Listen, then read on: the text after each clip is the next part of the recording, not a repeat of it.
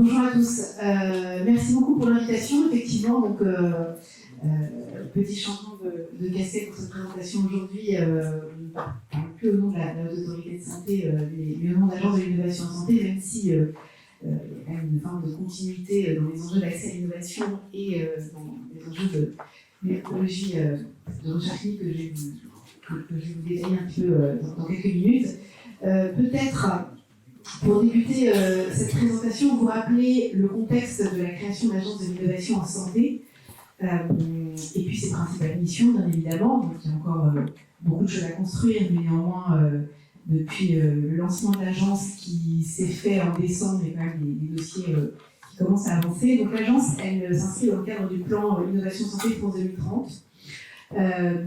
Ça fait partie des actions de ce plan qui a été lancé en juin 2021 par le président de la République dans un contexte évidemment où l'enjeu global est de faire de la France une des nations les plus souveraines et innovantes en Europe, pas seulement dans le domaine de la santé, mais sur l'ensemble des verticales du plan France 2030, avec une part importante accordée aux enjeux notamment de la décarbonation et aux acteurs émergents, les startups, au moins 50% des financements du plan France 2030.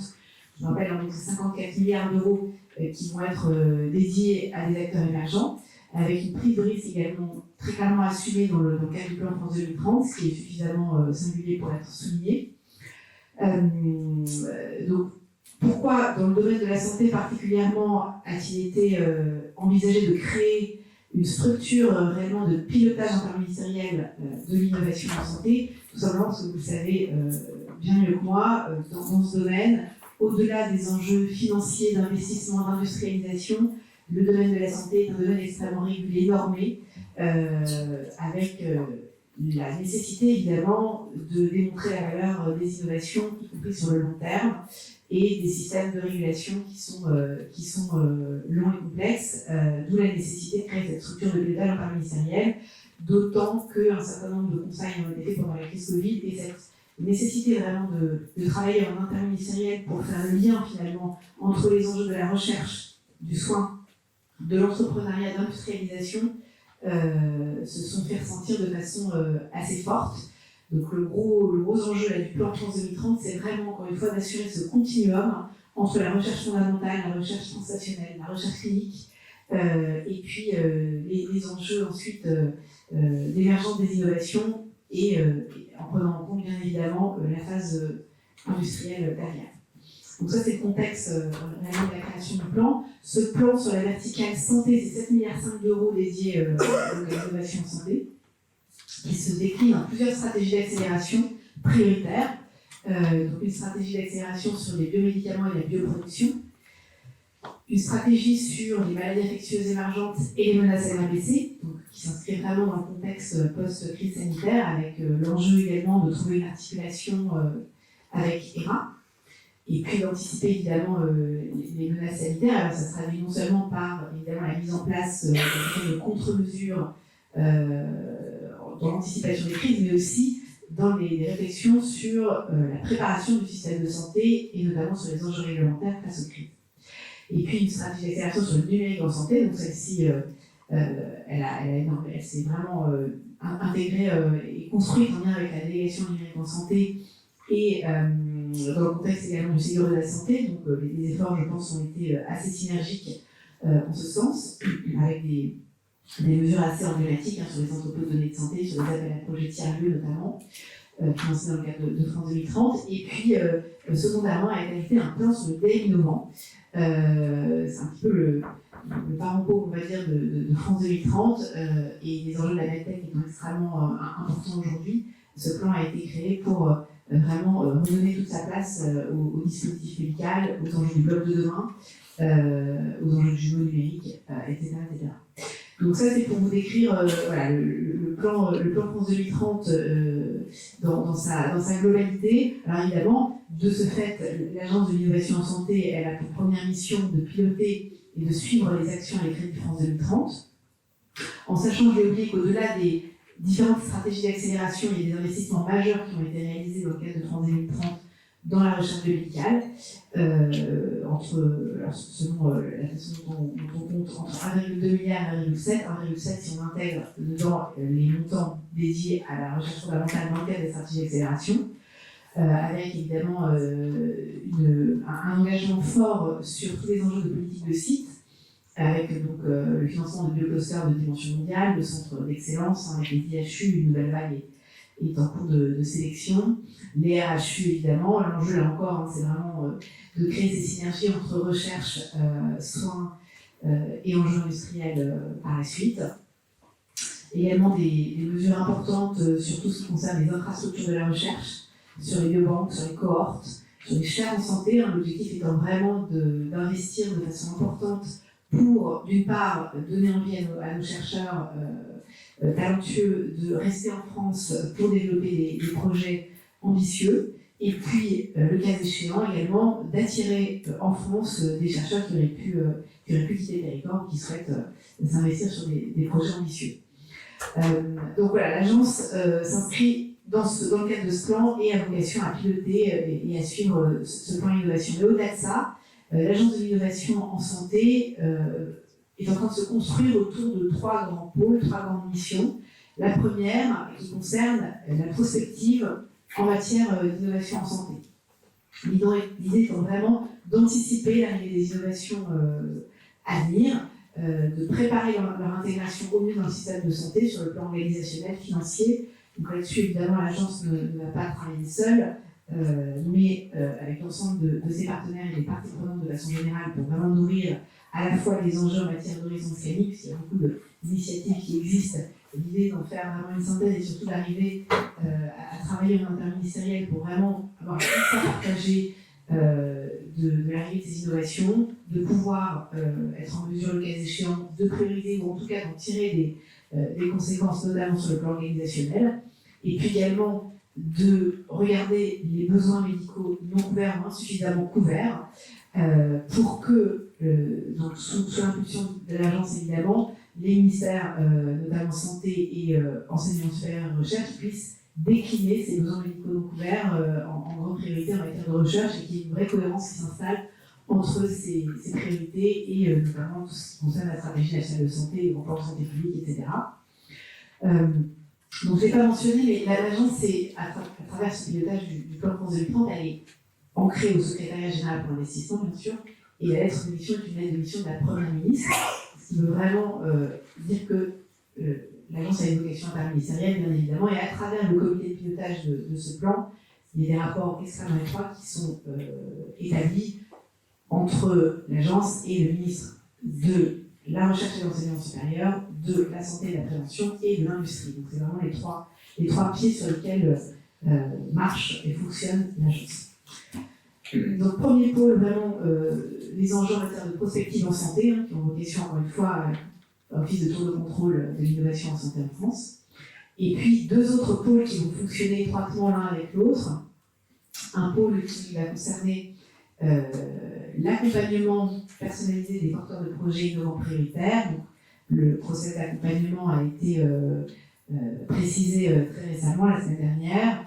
On va essayer, dans ce cadre d'accompagnement, vraiment de s'inscrire dans une logique de complémentarité par rapport à tous les dispositifs qui peuvent être mis à disposition aujourd'hui des entreprises. Sachant que le cœur de cible, évidemment, c'est medtech, biotech, numérique en santé. Mais ceci étant dit, l'agence fonctionne selon une logique de projet.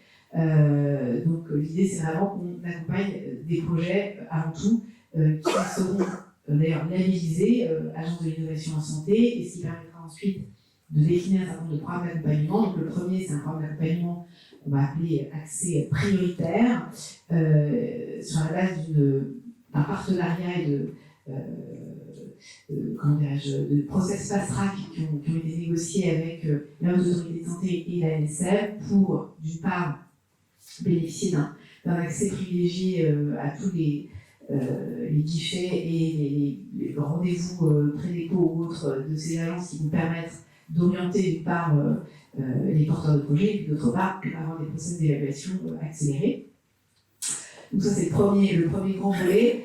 assez prioritaire. Ensuite, on a deux autres volets dans ce programme d'accompagnement. Un volet hors cadre, puisque dans un certain nombre de cas, vous dit tout à l'heure des enjeux liés à l'intelligence artificielle, eh bien, le cadre réglementaire soit n'existe pas, soit n'est pas très clair, soit mérite d'être précisé et travaillé. Là, l'enjeu, c'est vraiment qu'on puisse eh bien, aider ces projets et ces entreprises dans la définition et la construction finalement d'un cadre qui soit adapté à la situation de ces entreprises. Et puis enfin, un troisième programme qu'on va appeler passage à l'échelle. Là, l'enjeu, c'est de répondre à encore une autre problématique, c'est vraiment de faire en sorte que ces entreprises, ces projets puissent trouver des débouchés. Ça correspond à des projets innovants qui ont fait leur preuve cliniquement en matière d'organisation des soins, qui sont sur le marché et qui n'ont pas la capacité, pour des raisons X ou Y, de se déployer, que ce soit en France ou à l'international. Donc, à travers cet accompagnement de projet, sachant que l'agence c'est une quinzaine de personnes, donc on ne pourra pas être amené à accompagner tous les projets innovants en France, comme vous vous en doutez. Ceci dit, l'objectif c'est qu'à travers cet accompagnement d'un nombre limité initialement de projets, on puisse aussi, selon une logique de résolution de problèmes, réellement eh bien, travailler et essayer de résoudre un certain nombre de freins et de problématiques qui sont rencontrés par le plus grand nombre de façon assez systémique. Et c'est en ça que le pôle accompagnement de l'agence va travailler très étroitement avec le pôle accélération qui va s'attacher à travailler sur tous ces enjeux que je citais évidemment sur le plan notamment réglementaire et administratif pour faire en sorte qu'on ait vraiment des évolutions systémiques dans la façon dont on évalue et on donne accès à la fois aux essais cliniques et aux produits de santé, notamment en France. Donc ça, c'est pour vous situer un petit peu globalement l'organisation et la structuration de l'agence. Il va de soi que, encore une fois, avec 15 personnes, l'agence ne pourra pas tout faire, et c'est bien évidemment tout ça un sport d'équipe. Donc, on a deux points importants. D'une part, on va très prochainement lancer un tour de France de l'innovation en santé pour pouvoir nouer très rapidement, ça a déjà été évidemment un peu fait, mais on va le renforcer, nouer des liens extrêmement étroits avec tous nos partenaires, tous nos relais en région, pour avoir une forme d'amplification de dispositifs d'accompagnement en région, puisqu'on ne va pas pouvoir accompagner tous les projets. Donc d'une part, voilà, on va travailler sur ces partenariats avec nos collègues des différentes structures en région, que ce soit les DREX, les DRARI, les ARS, les pôles de compétitivité bien évidemment, les centres hospitaliers. Alors évidemment, on ne va pas démultiplier les interlocuteurs, c'est pas ça la question, mais c'est vraiment l'enjeu d'avoir une capacité à animer aussi un réseau partenaire en région et faire de l'animation interrégionale, et puis d'avoir un process d'accompagnement qui puisse être vraiment relayé en région. Et puis un autre intérêt aussi d'avoir cet ancrage au sein des territoires, c'est d'avoir une capacité à avoir un sourcing pertinent des projets pour que nos partenaires puissent nous remonter les projets prioritaires pour lesquels un accompagnement d'agence est absolument indispensable. Alors, pour ce sujet d'accompagnement, on a lancé une démarche simplifiée en ligne, innovationsanté.fr, pour que les projets ou les entreprises qui souhaiteraient se faire connaître de l'agence puissent nous partager à la fois leurs projets et puis leurs besoins d'accompagnement. Tout ça pour permettre de façon assez simple une prise de contact. Et puis, donc, au-delà de l'enjeu Tour de France de l'innovation en santé, évidemment, on a, dans le cadre notamment de la lettre de mission, un certain nombre de travaux prioritaires qui sont en cours de lancement, notamment un enjeu de façon assez systémique à travailler sur l'accélération de la recherche clinique.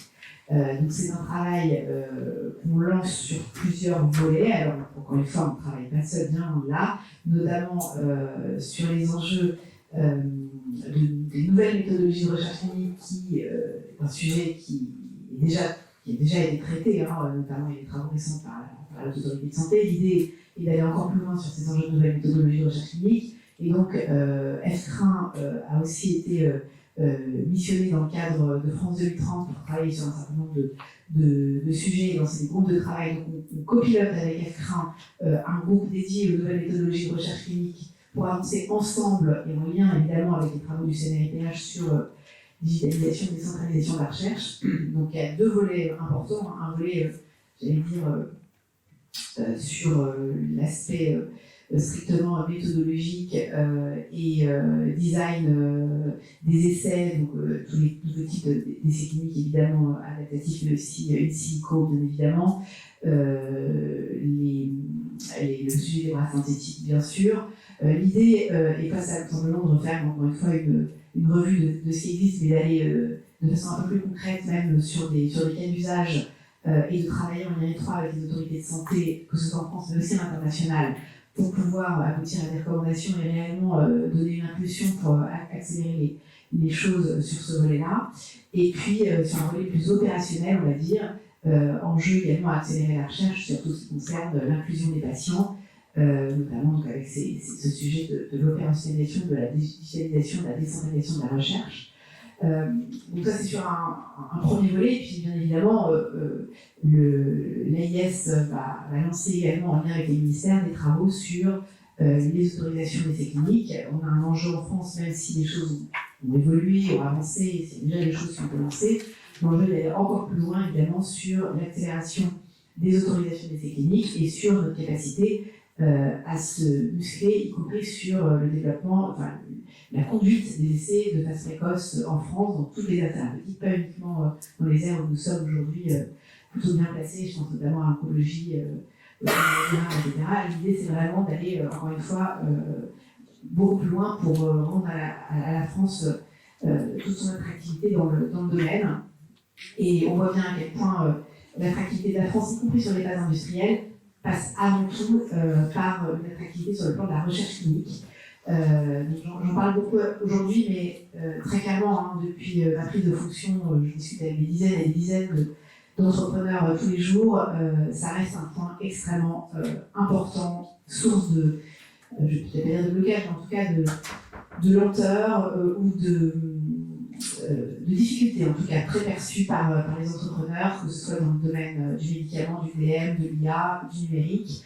De la même façon, alors évidemment, tout le monde le sait aujourd'hui, hein, on a un sujet avec les organismes notifiés. Évidemment, l'agence ne va pas résoudre les problèmes comme ça en claquant des doigts, mais très clairement, l'idée qu'on travaille aussi avec nos collègues européens pour voir dans quelle mesure il est possible de traiter ces sujets qui sont absolument fondamentaux pour pouvoir, là encore, accélérer l'accès aux innovations. Donc voilà un petit peu pour les grands enjeux très globalement.